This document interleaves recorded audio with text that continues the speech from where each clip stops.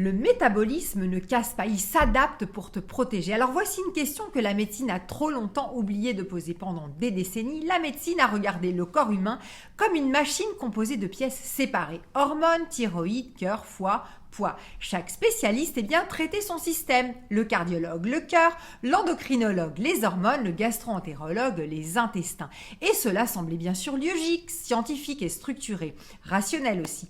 Mais dans cette précision se cachait une immense zone d'aveuglement. Presque personne ne posait la question la plus importante: dans quel environnement vit le métabolisme de cette personne ? Car la vérité est la suivante, le métabolisme n'est pas un organe, c'est un système d'adaptation intelligent, un système qui chaque seconde pose une seule question. Le monde autour de moi est-il sûr ou dois-je survivre ? Et de la réponse à cette question dépend presque tout dans la biologie humaine. Brûler d'énergie ou la stocker, produire des hormones ou les freiner, se régénérer ou s'épuiser, vieillir lentement ou accélérer. La vérité est presque choquante de simplicité. Le corps ne se trompe jamais. Il s'adapte toujours sans exception. Même lorsque cette adaptation nous semble être un problème. La nouvelle épidémie que presque personne ne voit, elle n'entre pas dans les statistiques, elle ne paraît pas dramatique non plus, elle n'est pas facile à diagnostiquer, mais elle touche silencieusement des millions de femmes.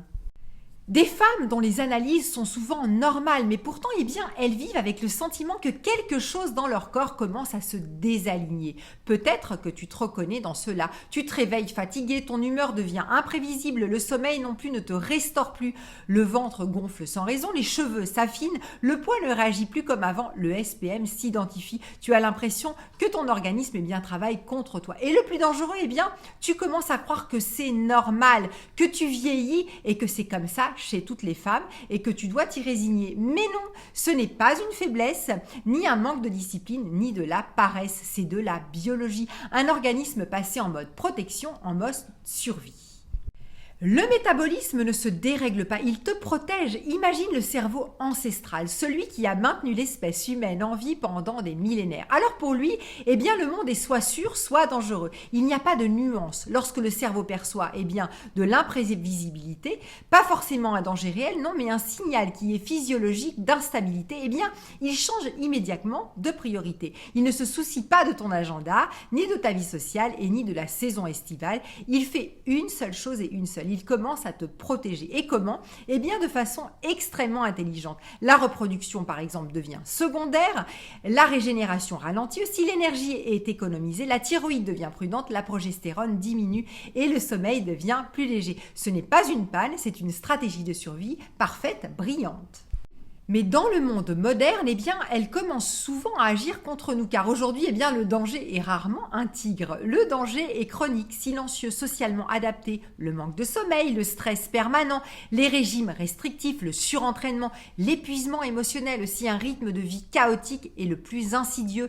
L'organisme, ne fait pas la différence entre menaces physiques et menaces psychologiques. Le stress est un stress, le signal est un signal. Et la biologie réagit. Du symptôme au système, le plus grand saut médical de notre époque. La véritable médecine métabolique ne commence pas par les symptômes, elle commence par les modèles.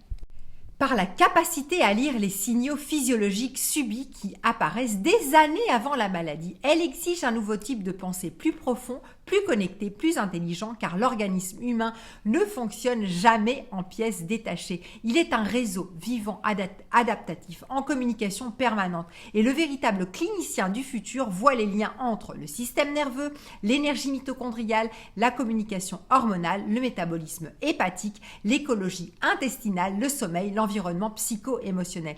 Et comprend quelque chose de fondamental. Le symptôme n'est pas un ennemi, c'est un message. L'émergence d'un nouveau paradigme clinique, c'est de cette nécessité qu'émerge un nouveau modèle. L'approche métabolique intégrative, c'est une approche qui considère le corps non comme une machine, mais comme un écosystème adaptatif. Un écosystème dans lequel chaque décision biologique a une logique. Ce modèle repose sur 3 principes fondamentaux. Alors premièrement, c'est la médecine prédictive, voir le risque avant qu'il ne devienne un diagnostic. Une véritable prévention ne commence pas à l'hôpital, elle commence des années plus tôt. La pensée systémique, chercher la cause racine et non étouffer les conséquences, car un symptôme supprimé revient presque toujours et souvent beaucoup plus fort. Troisièmement, c'est la sécurité métabolique, créer un environnement interne dans lequel le corps choisi à nouveau d'investir dans l'énergie, les hormones, la régénération et la longévité. Oui, la santé n'est pas une contrainte, c'est un choix biologique. Alors lorsque le corps se sent en sécurité, alors pourquoi cela est révolutionnaire pour la physiologie féminine?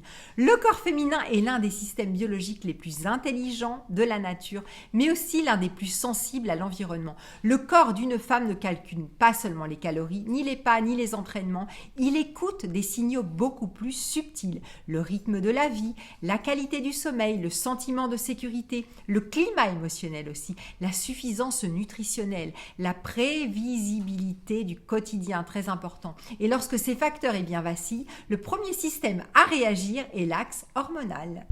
Alors non pas parce qu'il est fragile, mais parce qu'il est intelligent, mesdames. Il ne sabote pas le corps, il essaie justement de le protéger. Le nouveau luxe santé. Autrefois, être en bonne santé signifiait simplement ne pas être malade. Mais aujourd'hui, cette barre est beaucoup trop basse. Le véritable luxe biologique ressemble à ceci. Une énergie stable du matin au soir, un esprit clair et concentré, une résilience émotionnelle, un équilibre hormonal, une flexibilité métabolique, un vieillissement biologique ralenti. Non pas seulement vivre plus longtemps, mais vivre dans un corps qui possède des ressources, qui ne lutte pas contre lui-même, qui ne survit pas mais qui fonctionne. L'Europe entre dans une nouvelle ère de santé, une ère où les plus précieux ne seront pas ceux qui traitent la maladie, mais ceux qui savent l'empêcher, ceux qui savent lire le corps avant qu'il ne crie, qui comprennent que derrière chaque symptôme se cache une logique adaptative et que lorsque cette logique est respectée, le corps possède une capacité presque choquante à se réparer. Une mission silencieuse mais profonde. Alors redonner aux êtres humains le sentiment de sécurité physiologique intérieure, faire évoluer la médecine au-delà du modèle réactif. Créer une culture d'intelligence métabolique, car l'avenir de la santé ne se jouera pas au moment du diagnostic, mais des années plus tôt, dans la manière dont nous vivons, dormons, bougeons, nous nourrissons, gérons le stress et créons notre environnement. European Metabolic Authority, ce n'est pas un titre, c'est une responsabilité. La responsabilité de voir plus loin, de penser en système, d'agir de manière prédictive et surtout de rappeler une vérité simple mais transformatrice. Lorsque le corps se sent en sécurité, il choisit la santé, toujours la santé.